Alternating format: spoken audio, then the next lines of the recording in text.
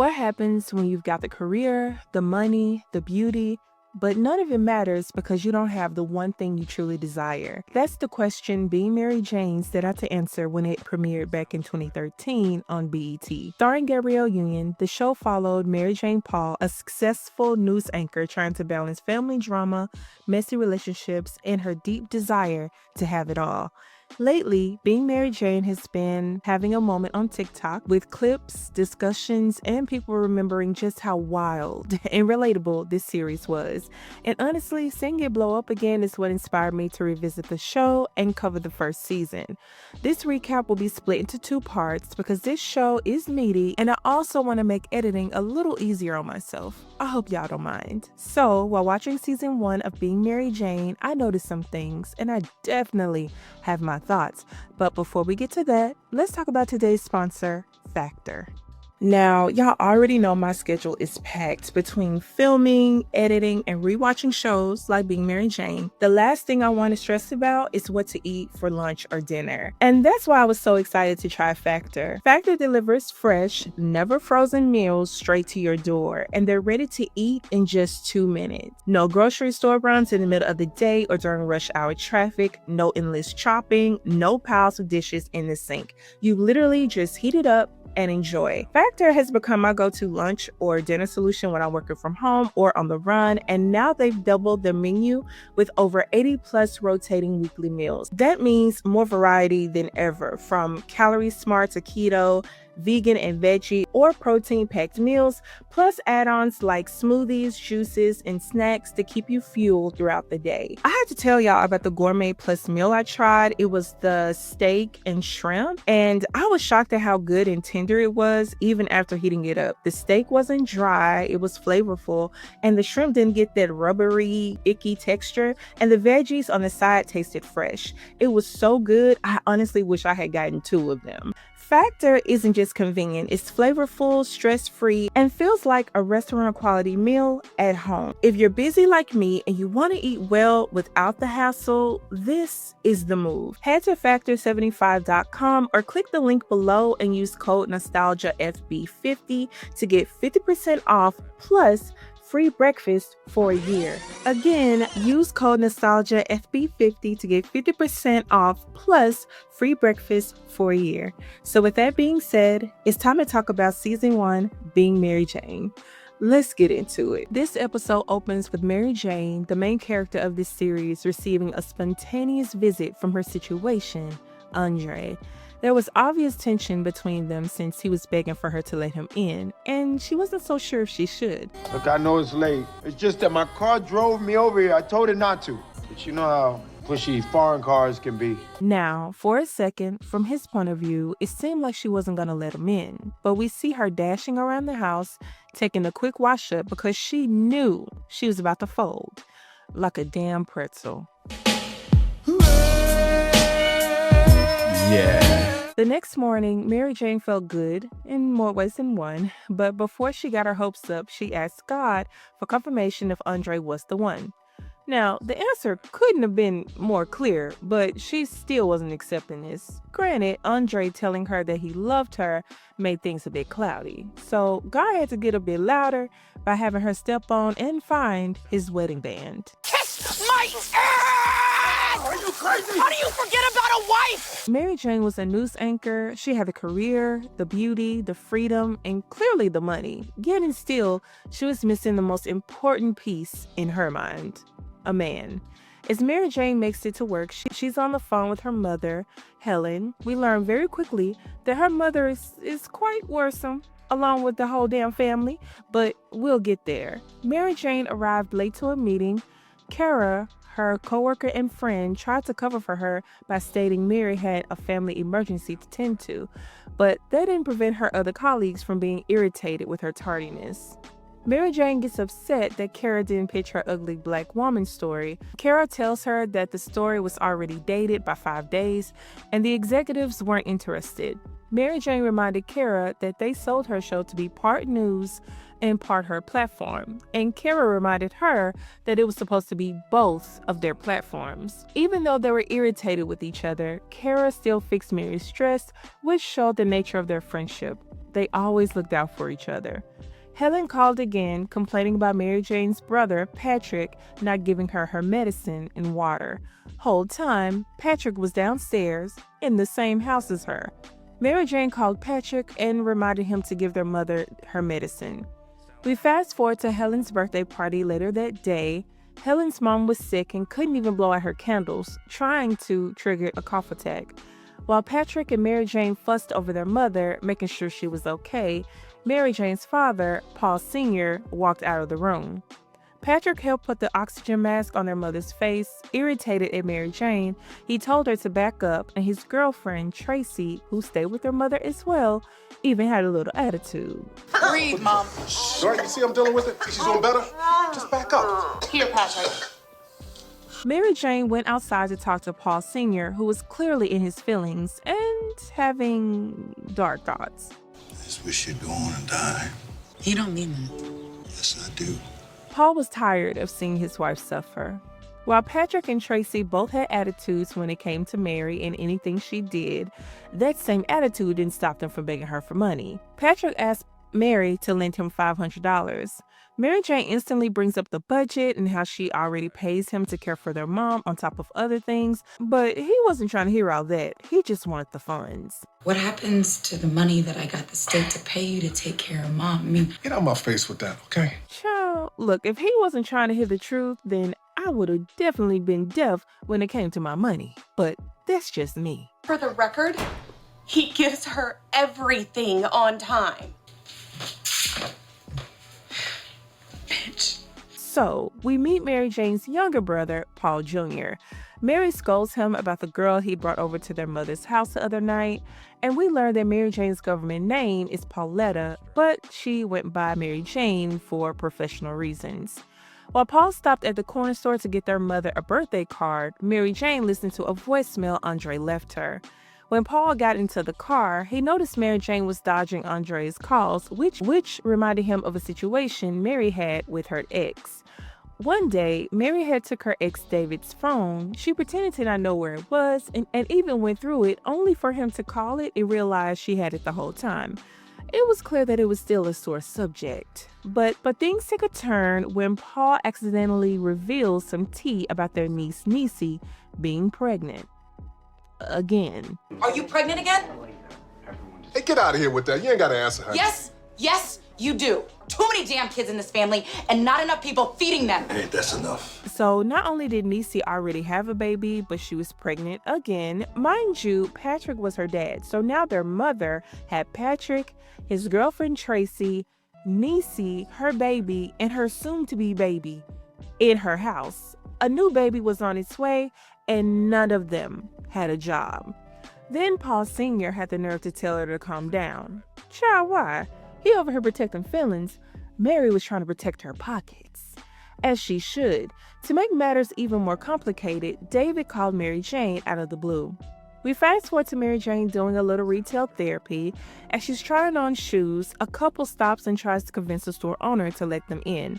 Turns out, Mary Jane knew the husband very well. Come on in. Oh, she's coming. She's coming. Yeah, we'll come back. When do you open? 10 a.m. We'll be here. right now. All right, thank you. You're welcome. Every time Mary Jane was alone, the polished version of herself would fall off, and we saw just how vulnerable and lonely she was. The next day at work, Mary Jane covers a story about a woman stealing sperm from wealthy men. If you want to be wealthy long term, you have to find something that you're passionate about. What am I passionate about? Rich men. As she's working, Patrick stops by, which made Mary Jane nervous since she assumed something was wrong with their mom. But no, he just wanted to beg for that $500 again. Mary Jane tells him to leave and that she's not giving him the money. Tell me why Niecy was 8 months pregnant. That baby was damn near out the womb, and she hadn't told anybody. Mary Jane took her to the doctor, who was also a friend of hers, Lisa. I loved how Lisa told her the truth about Niecy.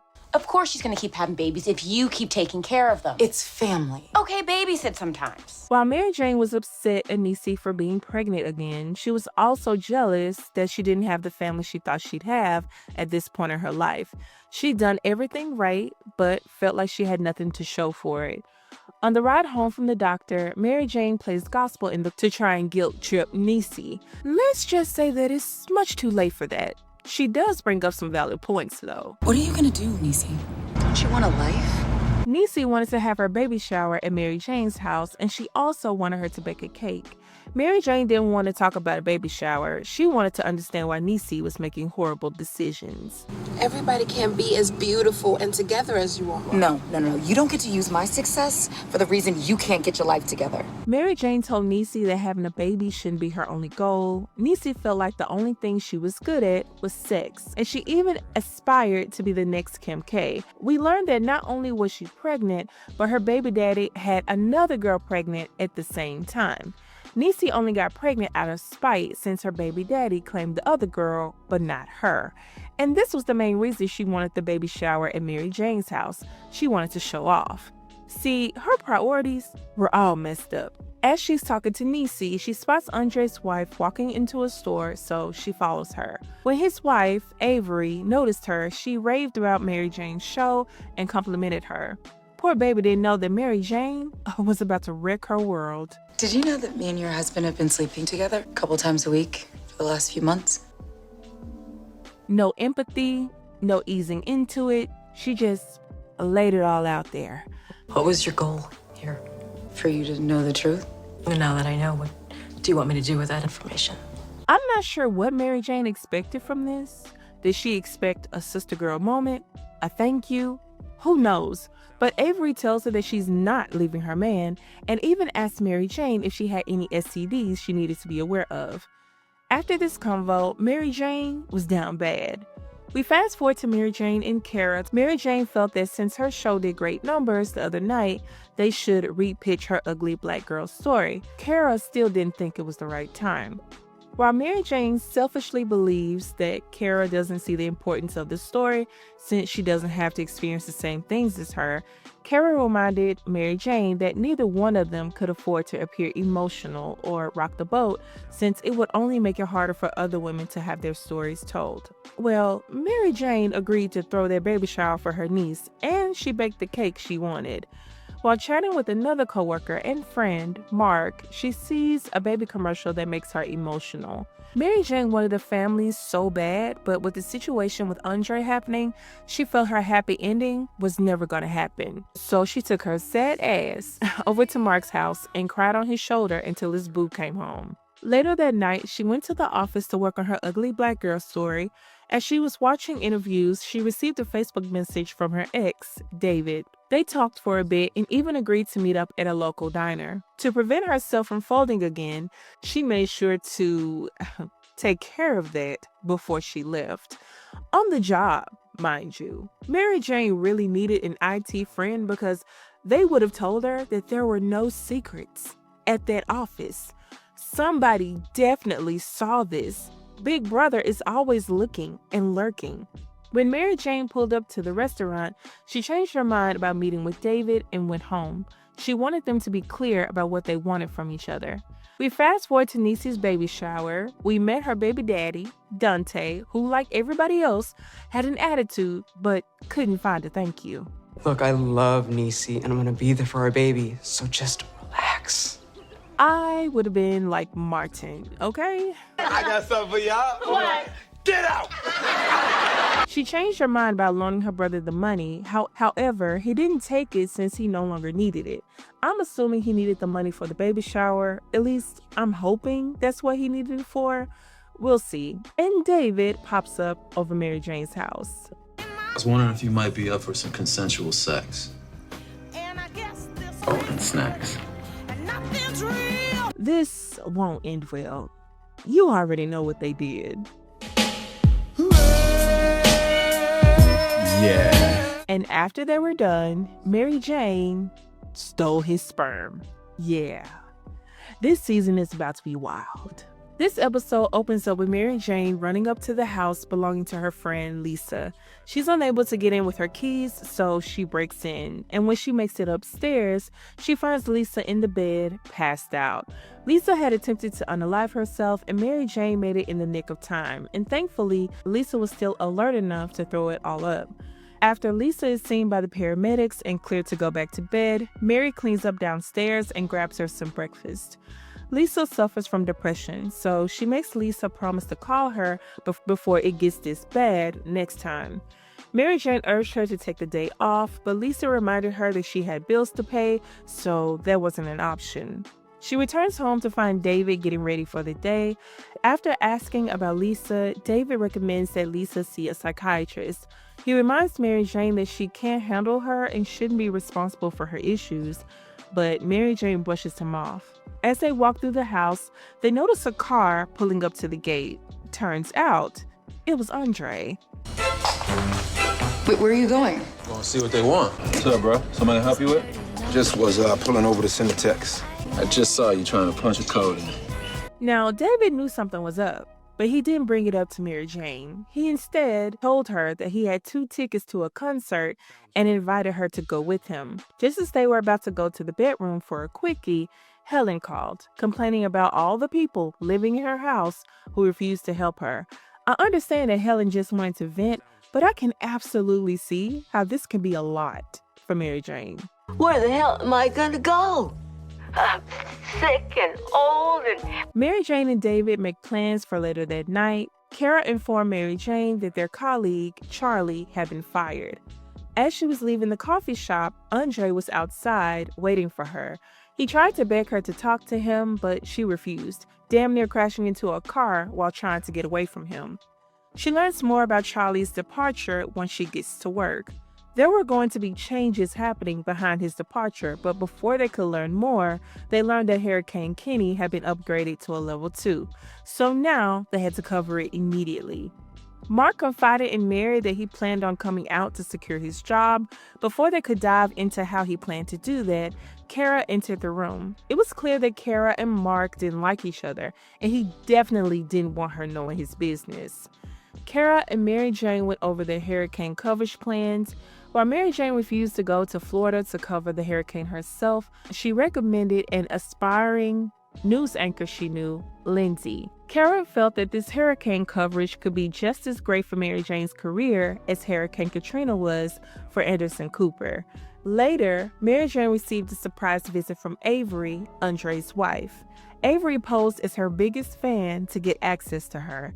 She had to get some things off of her mind. Last time was all you. This time's mine.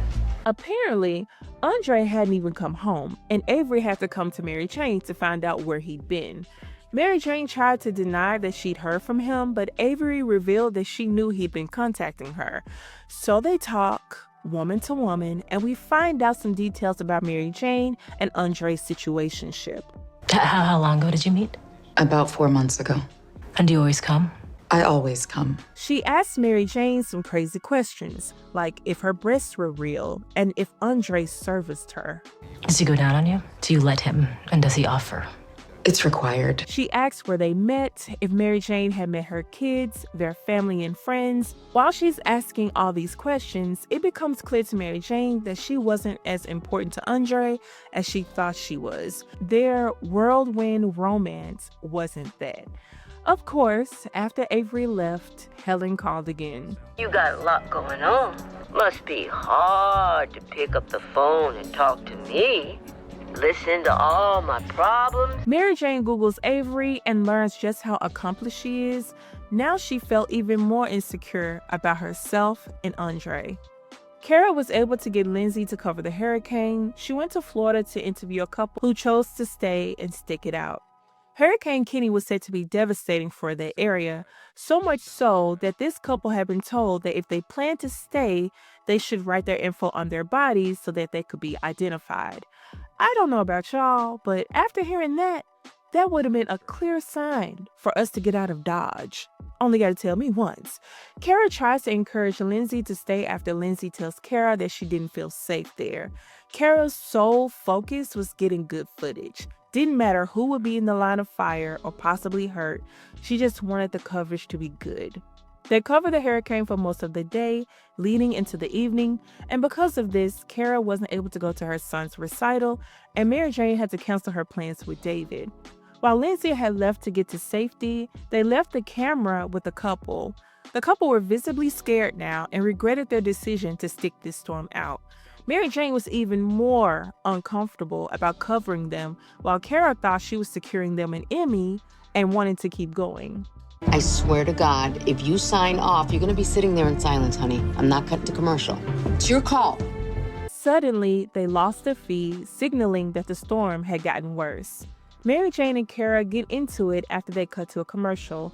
Mary Jane was uncomfortable with how they covered the couple with no regard for their safety. What about all those families out there who will take the next storm advisory just a little more seriously? I mean, we might have saved lives tonight. Stop. Kara wanted to secure their jobs since it was clear that everybody was on the chopping block, including Mark, who received news that his show wasn't working out. Their manager recommended that Kara consult him on his show. Yeah. We'll see how this works out because, again, they don't even like each other. Since the hurricane coverage was done, Mary Jane called David to tell him she was now free. But surprise, surprise, he'd already made plans with someone else. And Mary Jane was pissed, but in David's mind, she had no reason to be. So you're having sex with her and sleeping with me at the same time? Funny, you say that like you're not sleeping with the guy from the gate this morning. David reminded her that he'd asked her out, but she was too busy, and now he was entertaining someone else. Mary Jane quickly realized that she wasn't as important to him as she thought she was. He was gaslighting her hard, too. She should have left him in the past. But to take her mind off of David, she goes to the gym, only to run into Andre yet again. She tried to walk away and avoid him, but he followed her into the showers. You had me break one of my rules, Andre. What rule? But sleeping with a married man is definitely on the list. Been months getting excited about the possibility of a life with you. Mary Jane told Andre that she told his wife about them. She demanded that he give her his phone so she could erase her contact and photos. Why was his phone's password her home address? See, Andre was hella messy.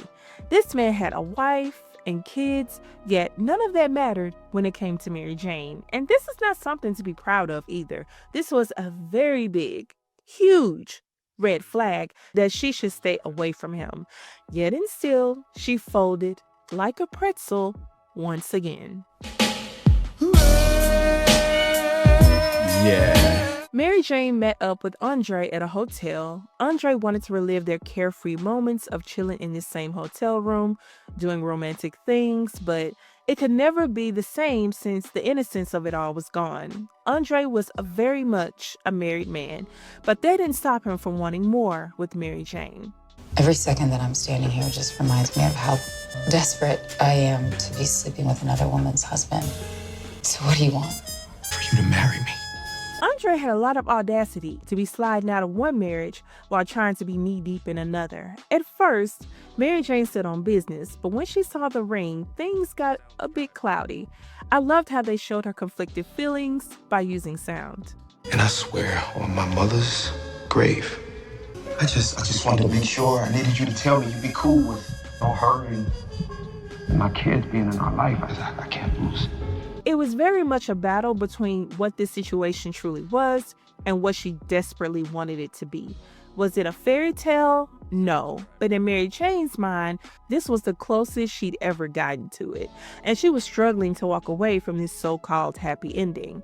Andre was voluntarily blowing up his life over a fling. I have to tell her something. I'm going home today and I have to tell Avery something. Mary Jane comes to her parents' house to take Niecy to her doctor's appointment. Niecy tells her a bit too late that Dante agreed to pick her up and take her to her appointment, and she'd already rescheduled. So of course, Mary Jane was pissed because she could have saved time and gas, and Paul Sr. called Niecy out for this. A simple apology for forgetting to tell her works too, you know. Today we are talking. Andre finally went home to deal with the consequences of his trashy actions. He lied to Avery and told her he'd gone on a work trip, though I wouldn't be surprised if she already knew what was up. The minute Andre tried to talk with her about their failing relationship, Avery brought up how a friend of hers caught her husband cheating.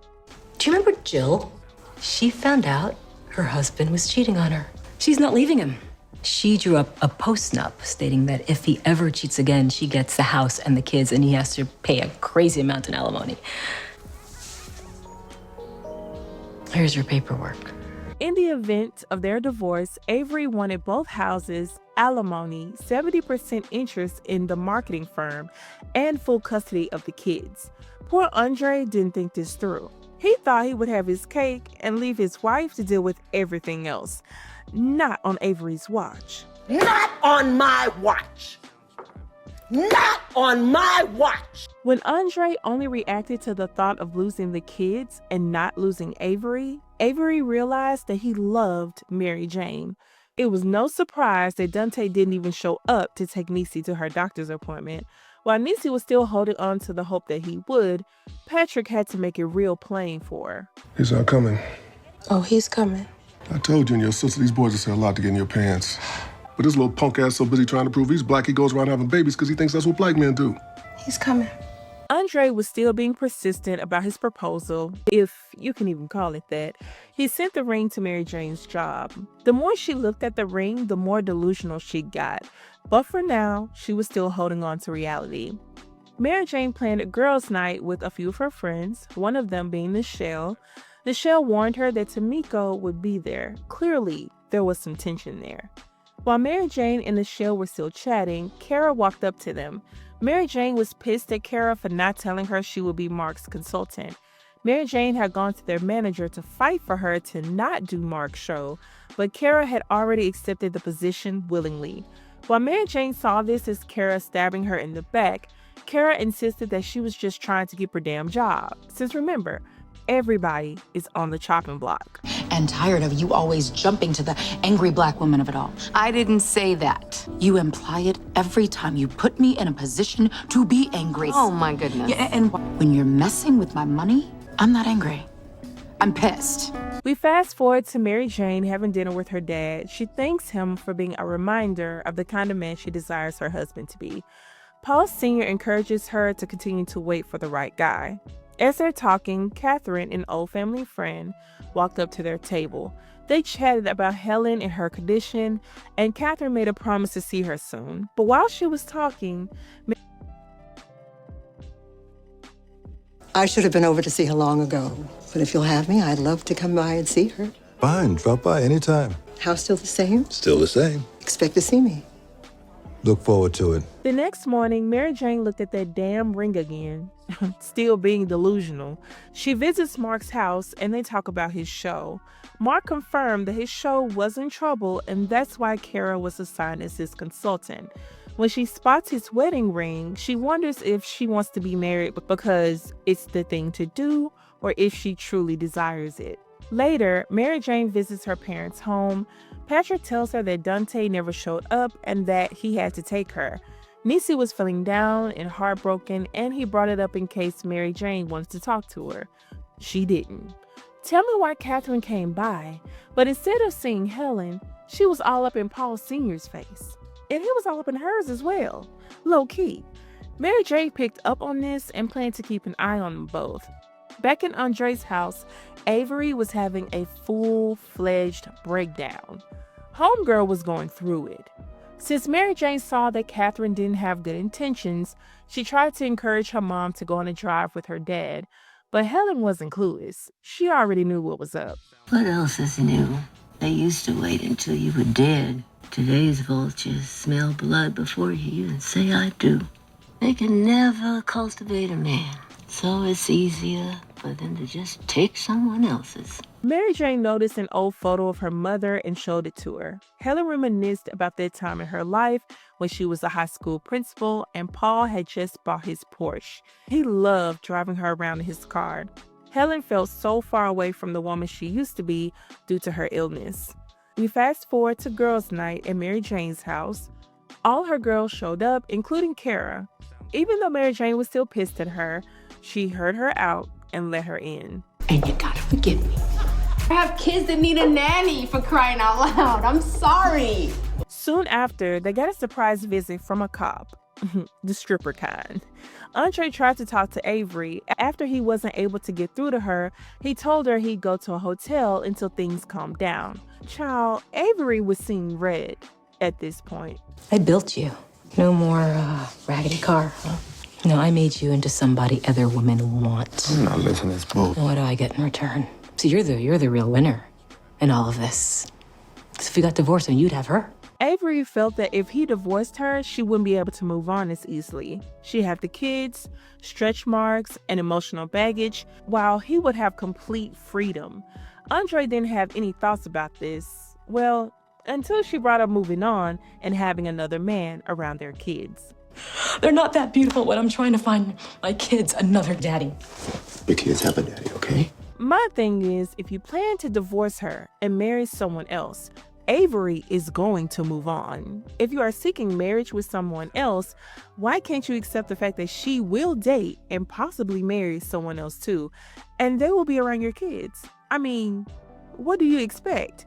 Back at Mary Jane's, the girls talk about their lives. Nichelle was happily dating a married man. She loved the fact that there weren't any expectations and that she got the best of him while his wife got whatever was left. What do you get out of it? I get showered with gifts and trips. I get to kick his butt out before morning. And the best part is that he doesn't crowd my space. It's a good life. Mary Jane was trying to hide in the corner. Her love life was just as scandalous, but she didn't want them to know that. Tamiko became irritated at Nichelle since she once dealt with infidelity in her marriage. Kara's husband had cheated on her as well, but she wasn't bitter about it because she accepted that her always being at work and unavailable led to it. It's a bit tense for a moment until Mary Jane shifts the conversation and has the girls admit to some crazy truths. Lisa and Kara admitted that they didn't vote for Obama. The reason? They didn't want to pay taxes. Lisa also admitted that she bought weed from Paul Jr., Mary Jane's little brother. Kara admitted she slept with an intern, and Tamiko admitted that she paid for her own wedding ring because she didn't like the first one. And now her husband felt emasculated. Her marriage was now on the rocks, and she was afraid of losing her husband. It is hard out there, ladies. It's when you find a good man, just be happy with the ring that he gives you. Nichelle noticed how everyone was spilling their tea, but Mary Jane's cup was still full, so she put her on the spot. And instead of admitting to sleeping with a married man, she was taking that one to the grave, child. Mary Jane revealed something even worse, that she'd stolen David's sperm. Oddly enough, this really bothered Lisa. Are we that out of touch? You won't reach out to me when you do something so insanely desperate. I didn't want to hear you say, wait for God to send you a man. And it won't work anyway because you froze it wrong. Back at Andre's house, he and Avery were still bickering. Same time, Mary Jane texts him, but he doesn't respond because Avery made sure he couldn't look at his phone. So who are you? Who am I? You're the husband who still comes on to my wife even when she's on a period. Oh, God. We have sex all the time. Whose world? When we have sex, it's like you're doing me a favor. I asked you for years to wake up and give me head. Who wants to put a penis in their mouth first thing in the morning? Who? Since Andre wasn't able to get away, he and Avery had makeup sex. I guess. Yeah. Listen, this is too much for me, and it's only episode 3. Mary Jane was getting really familiar with Andre until Patrick did a pop-up in her backyard. They say I'm the one with the problem. Oh my God, oh my God! You screwing married men now? Oh, and he already knew Andre was married. Turns out, Andre and Patrick knew each other because he used to promote his club. Now that Mary Jane's tea was exposed to her brother, reality hit her smack dab in that delusional forehead of hers. None of this is okay. I deserve better than this. I was raised better than this. As Mary Jane stared out the window, she noticed the pool light that Andre swore he'd fixed. Andre didn't understand why this was a big deal, and Mary Jane wondered why it wasn't a big deal to him. Andre had a habit of not addressing the issue or just plain ignoring it, and he does just that by diving into the pool, coming back into the house soaking wet, which of course led to... Yeah. I can't believe all of this aired on BET. It's just too wild to even think about. After they were done, Andre came outside and saw Mary Jane looking at that damn ring again. Andre thought he was closer to getting the answer he desired, but it was a hard pass. We fast forward to Mary Jane's family planning a surprise party for Patrick. When Patrick entered the kitchen, they tried to change the subject so he wouldn't expect anything. Turns out, Patrick had petty intentions. I need an 8-letter word for unfaithful. Adultery. Adultery. Why not think of that? Pauletta, why didn't you think of that? I don't know, Patrick. To make things even more petty, he asked Helen what she thought about adultery. Mom, what do you think of adultery? Anyone vile enough to break their marriage vows and anyone stupid enough to help them deserve all the ill will heaven will spare. Mary Jane swiftly pulled him to the side to confront him. While Mary Jane insisted that things weren't how they seemed and her situation was different, I guess because it was her and not anyone else sleeping with someone's husband, Patrick was very clear on what it truly was. Okay, yes, he is married, but it's not what you think. Oh, let me guess. He's gonna leave his wife for him. Just stop it. He says he loves me. Since she really didn't want her tea getting out or for other people to realize that she wasn't this flawless person, she offered to buy his silence. Unfortunately for her, the price was kind of steep. About 30 grand. I know that the way you've led your life, you're not used to having the moral high ground, but don't be dumb. Was that a backhanded crackhead joke? She begged him not to tell their mom, and this is when Patrick realized that Mary Jane was showing signs of addiction. And as an addict himself, Patrick was very aware of how addiction looked. While Patrick was addicted to cocaine, Mary Jane was addicted to Andre. Still, Patrick agreed to keep her scandalous secret. Mary Jane asked him why he came to her house the other night, and Patrick tells her not to worry about it. The next day, an intern, Jillian, bounced the story idea to Kara. You may have heard about this, how a woman died in her apartment while watching TV alone, and after 3 years, they found her body. While this was news 2 years prior, there was a documentary coming out about it. While Kara wasn't excited about doing the story, she promised to look into it. Kara had a meeting with Mark that he didn't even show up to. I guess he and Sawyer still weren't excited about working with Kara either. I didn't lobby for this job, Sawyer. You didn't turn it down either. I saved this show, and I saved your job, too. So you're welcome. I guess he and Sawyer still weren't excited about working with Kara. Kara brings the story to Mary Jane's attention. Mary Jane wasn't excited about doing the story since she didn't want to become known for delivering sad stories about women. While Kara understood where she was coming from, she stressed how important it was to tell these stories. Patrick desperately wanted to call off his own surprise party. Yeah, he figured it out. But Paul Sr. stressed how important it was for Helen to celebrate him and his sobriety. So he really didn't have a choice. The surprise party that was no longer a surprise for him was happening, whether he liked it or not. Mark finally showed up at the office and Kara confronted him. Kara reminded him that it wasn't her ass on the line, it was his. He was being stubborn, for sure. I'm not the one in trouble here, Mark. It's not my ass that's on the line. Kara reminded him that she had to give a status report to their boss, and it was up to him what she'd tell him. Mary Jane covered the story Kara suggested. She discussed whether tech companies were at fault for creating a culture of loneliness, which was an interesting way to think about the story. We depend on technology, especially social media, to keep tabs on one another. For instance, most people use Facebook to keep in touch with their families and friends that they don't speak with every day. We've lost how personal communicating with friends and loved ones used to be. To call someone instead of sending a quick text or a voice note or email. Mary Jane had Jesse Jackson as a guest on her show, and as he was speaking, Mark walked by to view Mary Jane's show. And ironically, Jesse had a word for him. The bottom line is some change is good, some is not. We must go forward by hope and not backwards by fear. We fast forward to Patrick's party. Patrick couldn't pretend to be excited even if he tried. It was clear he didn't want to be there. It was when he barely wanted to accept his sobriety coin that I knew Patrick was in trouble. Later that evening, Mark spoke with Kara. He revealed what his first interview was like and admitted that after 17 years, it was hard to deal with change. Kara gave him some constructive criticism and brought some things to his attention. The good news is you didn't get fired. You are the newsiest newsman we've got. After their talk, Mark agreed to give things a try with Kara. Mary Jane receives a visit from another colleague, Cynthia. Cynthia came in congratulating Mary Jane on a great story, but it didn't take long before her true intentions slithered out. I had Greg fired, Julian, with all of the career uncertainty around here, and I think it's important we each stay in our own lane. Don't you agree? Not her feeling threatened, child. Anyway, Mary Jane took an online addiction test, and it wasn't a surprise that she was addicted to Andre's ass. Why she needed a test to confirm this, I don't know. I hope she didn't pay for this. Patrick met with an old friend and business partner to pitch his business idea.